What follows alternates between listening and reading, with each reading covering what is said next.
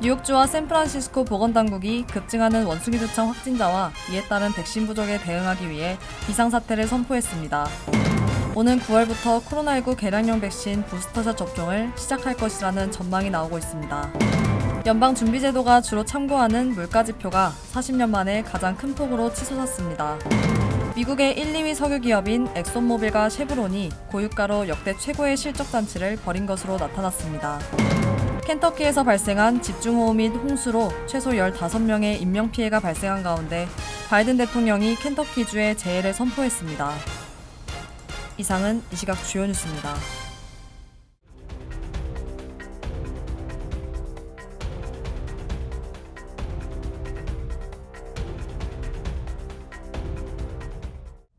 시청자 여러분 안녕하십니까? KBN 뉴스입니다. 뉴욕주와 샌프란시스코 보건당국이 급증하는 원숭이 두창 확진자와 이에 따른 백신 부족에 대응하기 위해 비상사태를 선포했습니다. 박준환 기자가 보도합니다. 메리 바셋 뉴욕주 보건국장은 어제 성명을 통해 원숭이 두창은 공중보건에 대한 즉각적인 위협이라고 선언했습니다. 바셋 국장은 이번 선언은 원숭이 두창 대응과 확산 방지에 참여하는 지역 보건당국이 모든 뉴욕 시민을 보호하고 궁극적으로 지역 사회 확산을 방지하기 위해 주정부에서 추가 보상에 접근할 수 있음을 의미한다고 말했습니다. 뉴욕주에서는 지난 5월 초 비아프리카 지역에서 원숭이 두창이 유행한 이래 미국 내 가장 많은 확진자가 발생하고 있습니다. 현재까지 미국 전체 확진자 수 약 4,600명 가운데 4분의 1에 해당 1,341명이 뉴욕주에서 발생한 것으로 파악됐습니다. 뉴욕주에 이어 캘리포니아에서는 미국 내 두 번째로 많은 확진자가 보고됐습니다. 특히 캘리포니아 확진자의 약 30%가 샌프란시스코에서 나온 것으로 확인됨에 따라 당국은 이날 공중보건 비상사태를 선포했습니다. 런던 브리드 샌프란시스코 시장은 코로나19 기간 공중보건 보호를 위한 조기 조치가 필수적이라는 것을 보여줬다며 신속한 대응을 강조했습니다. 또 성소수자 커뮤니티는 지금 더 큰 위험에 처해 있으며 두려워하고 좌절하고 있다며 비상사태를 선포해 우리는 가장 위험한 상황을 지속 지원할 뿐만 아니라 앞으로 일어날 일들에 더 잘 대비할 수 있을 것이라고 말했습니다.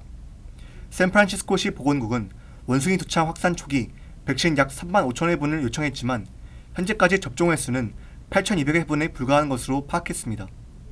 지난주 지역 보건사무소 앞에서 당국의 늑장 대응 항의 시위가 일어나기도 했습니다. KBN 뉴스 박준환입니다. 오는 9월부터 코로나19 개량용 백신 부스터샷 접종을 시작할 것이라는 전망이 나오고 있습니다. 접종 대상도 50대 미만까지 확대될 것으로 보입니다. 복지부는 오늘 모더나와 개량용 백신 공급 계약 소식을 전했습니다. 뉴욕타임즈는 백신 제조사 화이자와 모더나가 9월 초까지 개량용 백신 공급이 가능하다고 약속함에 따라 이 같은 결정을 내렸다고 전했습니다. 개량용 백신은 현재 코로나19 유행을 이끌고 있는 오미크론 하위 변이인 BA.5에 대한 방어 효과가 기존 백신보다 더 클 것으로 기대됩니다. 관계자들에 따르면 코로나19 개량용 백신 부스터샷은 성인 전체가 접종 대상이 될 것으로 예상되며 아동 역시 맞을 수 있을 전망입니다. 보건당국은 앞서 화이자와 모더나에 지난 겨울 유행한 오미크론 원형이 아닌 현재 유행을 주도하고 있는 BA.5 변이 등을 좀 더 효과적으로 막을 수 있는 백신을 개발해달라고 요청한 바 있습니다. 당국은 이들 변이가 기존 백신의 방어막을 뚫는 데 더 능란하다면서 성분을 달리 배합한 개량형 백신 개발이 필요하다는 데 의견을 모으고 백신 제조사에 조속한 개량형 백신을 공급해 줄 것을 요구해왔습니다. 당초 화이자는 개량형 백신을 10월 초까지, 모더나는 일러야 10월 하순이나 11월 초까지 인도할 수 있을 것이라는 입장이었으나 일정을 앞당긴 것으로 전해졌습니다. 한편 보건복지부는 오늘 제약사 모더나와 6,600만 회분의 개량형 백신 공급을 계약했다고 밝혔습니다. 지난달 화이자와 1억 500만 회분 계약에 이은 것으로 확보한 백신은 총 1억 7,100만 회분으로 늘어났습니다. 연방준비제도가 주로 참고하는 물가지표가 40년 만에 가장 큰 폭으로 치솟았습니다. 박준환 기자의 보도입니다. 상무부는 오늘 6월 개인 소비 지출 가격 지수가 전년 동월보다 6.8%, 전월보다 1% 각각 상승했다고 밝혔습니다. 전년 동월 대비로는 지난 3월 세운 1982년 1월 이후 최대폭 상승 기록을 석 달 만에 갈아치웠고 전월 대비 상승률은 1981년 2월 이후 가장 컸습니다. 변동성이 높은 에너지와 식료품을 제외한 근원 PCE 가격 지수는 전년 동월보다 4.8%, 전월보다 0.6% 각각 오른 것으로 집계됐습니다. 다우존스가 집계한 전문가 전망치를 각각 0.1%포인트 상회한 결과입니다. 앞서 노동부가 발표한 6월 소비자 물가 지수가 전년 동월보다 9.1% 급등한 데 이어 PCE 가격 지수도 상승폭이 커졌다는 발표는 연준의 고민을 깊게 할 것으로 보입니다. 아직 인플레이션이 정점을 찍었다는 신호가 포착되지 않은 가운데 1, 2분기 연속 마이너스 성장으로 경기 침체 공포도 커진 상황이어서 오는 9월 기준금리 인상폭을 결정하기 쉽지 않을 전망입니다. 경제활동의 3분의 1을 차지하는 소비자 지출은 전월보다 0.1% 증가하는 데 그쳐 인플레이션 여파로 미국인들이 지갑을 잘 열지 않고 있음을 시사했습니다. 저축률은 전월 5.5%에서 6월 5.1%로 감소해 지난 2009년 이후 가장 낮은 수준으로 후퇴했습니다. 한편 노동부는 오늘 2분기 고용비용 지수가 1.3% 올라 2001년 통계집계 이후 최고치였던 지난 1분기 1.4%와 거의 맞먹는 수치를 기록했다고 밝혔습니다. KBN 뉴스 박준환입니다. 매년 헬로윈 때 아이들의 호박 바구니를 가득 채웠던 미국 초콜릿 제조사 허쉬가 올해에는 공급망 마비로 연중 가장 큰 대목을 앞두고 비상이 걸렸습니다. 워싱턴 포스트에 따르면 어제 허쉬는 원료 부족과 생산 역량의 한계로 올해 헬로윈을 비롯해 추수감사절부터 신년에 이르는 휴가 시즌 자사 대표 상품에 대한 수요를 맞추지 못할 수 있다고 밝혔습니다. 코로나19 팬데믹으로 촉발된 전 세계 공급망 대란은 최근 우크라이나 전쟁이 겹치면서 심화했고 이 여파로 허쉬는 코코아와 식용유 등 원료 확보에 차질을 빚고 있습니다. 또 최근 초콜릿 수요가 비시즌에 늘어난 것도 헬로윈 준비에 영향을 미쳤습니다. 사람들이 코로나19 팬데믹으로 스트레스를 받고 집에 머무르는 시간이 많아지면서 자연스레 달콤한 주전부리를 찾게 된 것입니다. 전미 제과협회에 따르면 지난해 미국에서 초콜릿 등 캔디류 매출은 전년보다 11% 증가했습니다. 2020년에 이미 전년 대비 15.4% 증가한 상황에서 더 늘어났습니다. 작년 제과업계는 총 매출 370억 달러를 찍었습니다. 허쉬도 호황을 맞았습니다. 올 2분기 매출은 작년 동기 대비 19% 오른 24억 달러를 기록했습니다. 허쉬는 소비자 수요와 가격 인상을 고려해 올해 매출 전망을 당초 10에서 12%에서 12에서 14%로 상향 조정했습니다. 허쉬는 올 봄부터 헬로윈 초콜릿과 캔디류를 생산하기 시작했지만 일상 제품과 시즌 제품이 같은 생산 라인을 공유하기에 헬로윈 제품만 주력 생산할 수 없었다고 설명했습니다. 키캣 트위즐러, 리스 등으로 유명한 허쉬는 10월 31일에 찾아오는 헬로윈 대목이 연중 가장 바쁜 시기로 연매출의 약 10%를 거둔다고 로이터는 설명했습니다. 미국의 1, 2위 석유 기업인 엑손모빌과 쉐브론이 고유가로 역대 최고의 실적 잔치를 벌인 것으로 나타났습니다. 엑손모빌은 오늘 올해 2분기 순수익이 178억 5천만 달러로 집계됐다고 밝혔습니다. 역대 최대의 분기 순수익으로 전년 동기 46억 9천만 달러의 거의 4배에 가까운 규모입니다. 지난 분기 매출은 1,156억 달러로 전년 동기 677억 달러의 2배에 육박했습니다. 쉐브론도 오늘 공개한 2분기 실적을 통해 역대 최대인 116억 2천만 달러의 순수익을 거뒀다고 밝혔습니다. 역시 전년 동기의 4배에 가까운 수치입니다. 쉐브론의 2분기 매출 또한 지난해 360억 달러에서 올해 650억 달러로 급증했습니다. 양사의 실적은 월가 애널리스트들의 예상도 뛰어넘었습니다. 엑소모빌의 주당 순수익은 4.14달러로 전망치 3.74달러를 상회했고 쉐브론의 주당 순수익도 전망치 5.1달러를 넘은 5.82달러를 기록했습니다.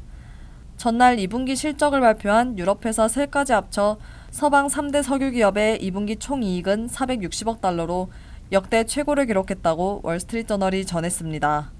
석유 공룡들의 기록적인 실적은 지난 2월 말 러시아의 우크라이나 침공 이후 국제 원유 가격과 천연가스 가격이 급등한 결과로 분석됩니다.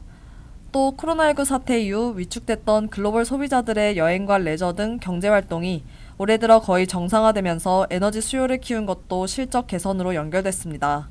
이런 가운데 바이든 대통령은 지난달 엑손이 신보다 더 많은 돈을 벌었다고 비판하고 메이저 석유회사 경영진들에게 서한을 보내 전쟁이 벌어지는 시기에 평균을 훨씬 넘어서는 정유이익 마진이 미국의 가정들에 직접 전가되는 것은 받아들일 수 없다며 기업들의 탐욕을 비난했습니다. 낸시 펠로시 하원 의장이 아시아 태평양 지역 순방을 위해 대표단을 이끌고 떠났습니다. 하지만 중국과 마찰을 빚고 있는 대만을 방문할지는 아직 불확실한 것으로 전해졌습니다. 보도에 박준환 기자입니다. 펠로시 하원의장의 순방 일정표를 확인한 소식통은 이번 방문에 한국과 일본, 말레이시아, 싱가포르가 포함됐으며 대만 방문은 잠정적으로 표기됐다고 말했습니다. 미국 내 권력 서열 3위인 펠로시 하원의장 대만 방문 문제는 미국과 중국 간의 심각한 긴장감을 조성시키고 있습니다. 블룸버그 통신은 지난 27일에는 펠로시 하원의장이 대만을 방문하지 않을 것이라고 전하기도 했습니다. 릭 라르센 연방 하원의원은 펠로시 하원의장이 대만을 방문하지 않도록 중국 관리들이 자신을 압박했다고 밝혔습니다. 그는 중국 대사관의 한 관리가 자신의 사무실에 전화를 걸어 펠로시 의장의 대만 방문을 막아달라고 요구했다고 전했습니다. 그는 샌프란시스코 주재 중국 총영사가 지난 25일 이와 비슷한 메시지를 전달했다며 그 역시 문제를 제기했고 같은 요청을 했다고 밝혔습니다. 그러나 중국이 해외 순방과 관련해 미 의회 의원들을 압박하려는 것은 계산착오라고 생각한다고 말했습니다. 펠로시 하원의장은 이번 순방에 그레고리 믹스 하원 외교위원장, 하원 제한군인위원회의 마크 타카노 위원장 등에게 동행을 요청했습니다. 하원의장실은 펠로시 하원의장의 대만 방문 여부에 대해 안전을 이유로 의원들의 해외 순방에 대해 사전에 입장을 밝히지 않는다고 밝혔습니다. 펠로시 의장은 당초 지난 4월 대만 방문을 추진했으나 코로나19에 감염돼 계획을 취소한 바 있습니다. KBN 뉴스 박주단입니다. 뉴욕시의 과속단속 카메라 운영 시간이 다음 달부터 24시간 연중무휴로 바뀝니다. 뉴욕시 이다니스 로드리게즈 교통국장은 어제 오는 8월 1일부터 시저녁의 과속단속 카메라들이 24시간 연중무휴로 운영되기 시작한다고 밝혔습니다. 현재 뉴욕시의 과속단속 카메라는 심야 시간대를 제외한 오전 6시부터 오후 10시까지만 운영되고 있습니다. 시 교통국에 따르면 팬데믹 이후 뉴욕시에서 교통사고가 급증했는데 과속단속 카메라가 꺼진 심야 시간대에 사망사고 등 치명적인 교통사고가 급증한다는 분석입니다. 로드리게즈 교통국장은 뉴욕시에서 매년 6만 5천 건의 교통사고가 발생하고 이 중 대부분은 난폭운전 때문에 일어난다고 전했습니다. 과속단속 카메라가 작동되는 시간엔 운전자들이 과속하는 경우가 72% 줄어든 것으로 나타나 단속 카메라 운영 시간을 연장하는 방안이 교통사고 발생을 감소시키는 효과를 가져올 것으로 기대되고 있습니다.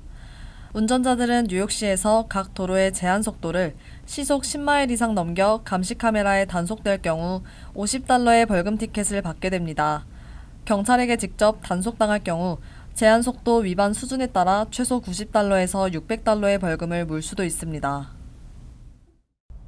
메트로폴리탄 교통공사가 맨해튼 교통혼잡료 시행에 대한 절차를 밟아감에 따라 교통혼잡료가 2023년 말 또는 2024년 초부터 시행될 전망입니다. 제노리버 MTA 회장 겸 최고 경영자는 장기간 지연되어 왔던 교통혼잡료 프로그램에 대한 연방고속도로청의 환경영향평가 결과가 오는 8월 공개될 예정이라고 밝혔습니다. 제노리버 회장은 6명으로 구성된 교통이동성 검토위원회를 신설해 향후 교통혼잡료의 가격을 책정하고 면제 대상 등을 정하게 될 것이라고 덧붙였습니다. 맨해튼 교통혼잡료는 극심한 교통체증을 막기 위해 맨해튼 60스트리트 남쪽 지역으로 진입하는 운전자들에게 일종의 통행료를 부과하는 프로그램입니다. 현재까지 논의되고 있는 사항은 FDR 드라이브와 웨스트사이드 하이웨이 통행 차량은 포함되지 않으며 승용차의 경우 예상되는 교통혼잡료는 약 $9에서 $23 수준의 가격이 책정될 것으로 보입니다. MTA는 교통혼잡료를 통해 발생하는 연간 $10억 수익을 전철과 버스 시설 개선에 활용할 계획입니다. 이외에도 저소득층에 연말 텍스 크레딧 또는 리베이트를 제공하고 택시와 트럭 등에 대한 통행료 면제 등도 논의되고 있지만 확정된 사항은 없습니다. MTA는 오는 8월 25일부터 31일까지 6번에 걸친 공청회를 통해 환경 영향평가에 대한 주민들의 의견을 수렴할 계획입니다. 켄터키에서 발생한 집중호우 및 홍수로 최소 15명의 인명피해가 발생했습니다. 피해가 앞으로 더 늘어날 전망인 가운데 바이든 대통령이 켄터키주에 재해를 선포했습니다. 앤디 버시어 켄터키 주지사는 오늘 주내 홍수 희생자가 15명으로 늘었다며 우리는 많은 가정을 잃었을 것이며 사망자에는 많은 어린이들이 포함될 것이라고 밝혔습니다. 버시어 주지사는 너무나 치명적이라며 한밤중에 우리를 때렸다고 말하고 우리는 이런 일을 한 번도 본 적이 없다고 강조했습니다. 구조 작업도 쉽지 않은 상황입니다. 보도에 따르면 구조팀은 피해 지역에서 쉬지 않고 구조 작업을 이어가고 있지만 불어난 물과 정전 등이 악영향을 미치는 것으로 알려졌습니다. 현재 버시어 주지사는 비상사태를 선포한 상황입니다. 정전 집계 사이트 파워 아우티지에 따르면 오늘 오전 기준 켄터키 내에서만 2만 3천 명이 정전 피해를 겪고 있습니다. 버시어 주지사는 어제 회견에서 더 많은 비가 예상돼 손실이 커질 것이라고 경고한 바 있습니다. 바이든 대통령은 오늘 백악관 홈페이지를 통해 켄터키주 재해 선포를 발표했습니다. 재해 지역으로 선포되면 피해 지역 복구 등을 위해 연방 자금이 투입됩니다. 켄터키 외에 웨스트 버지니아주와 버지니아주 서부 일부 지역도 홍수 피해를 겪고 있습니다. 세인트 루이스에서도 역시 이번 주 홍수로 최소 1명이 사망했습니다. 간추린 소식입니다. 한국교육부는 재외동포들이 한국 내 온라인 평생교육 콘텐츠를 편리하게 이용할 수 있도록 어제부터 국내 온라인 평생교육 콘텐츠를 재외교육기관 포털과 연계해 제공한다고 발표했습니다.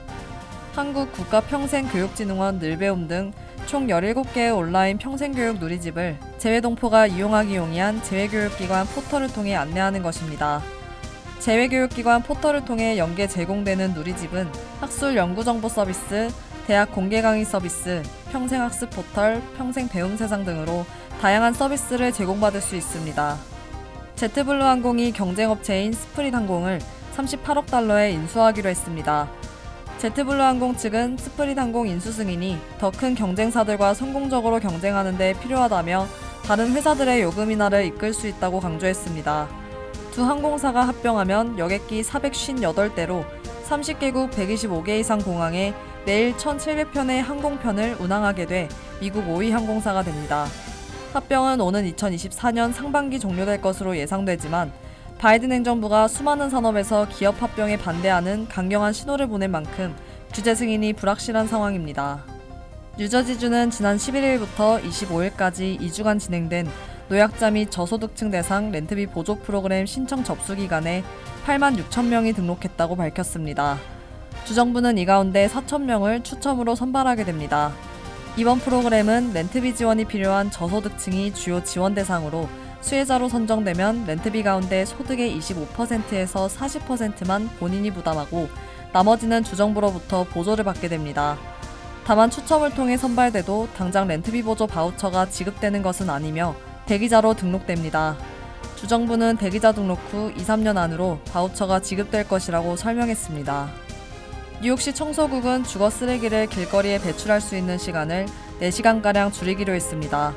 현재는 본인 지역에서 시 청소국이 쓰레기를 수거하기 전날 오후 4시부터 주거 건물 앞에 쓰레기 봉투를 쌓아둘 수 있었지만 앞으로는 오후 8시 이후부터 배출이 가능하게 됩니다. 다만 쓰레기를 담아둘 쓰레기통이 별도로 있는 경우 저녁 6시 이후 배출이 가능하도록 예외를 둘 방침입니다. 최근 뉴욕시 311 민원 전화에는 길거리 악취와 쥐 급증에 대한 불만이 줄을 잇고 있습니다. 지난달 30일까지 접수된 거리 악취 불만은 5,746건으로 역대 최고치를 기록했습니다. 환율과 증권 소식입니다.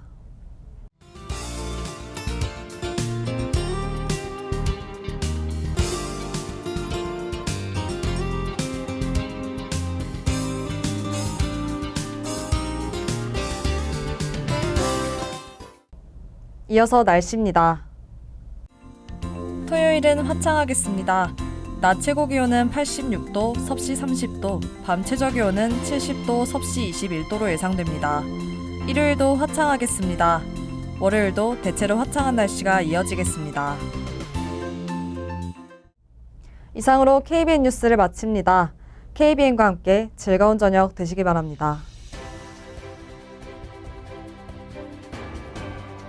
미 동부 최대 한인방송 KBN이 제작하는 KBN 뉴스는 웹사이트 mykbn.com 그리고 유튜브와 페이스북에서 다시 보실 수 있습니다. 좋아요, 구독, 알림 설정은 뉴스 제작에 큰 도움이 됩니다.